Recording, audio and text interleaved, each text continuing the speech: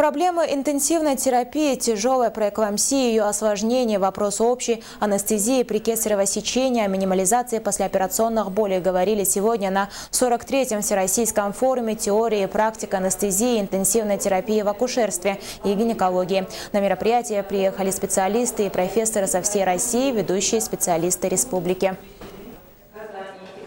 По опыту транспортировки в труднодоступные места, наверное, даже больше ваша республика имеет отношение к данной проблеме и решение данной проблемы в плане наличия санавиации.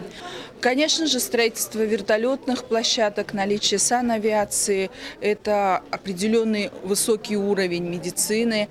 Это телемедицина, о которой сейчас так много говорят. Это консультации на местах, связывание с центром координации со специалистами, возможно. Лучше всего видеть пациента у постели.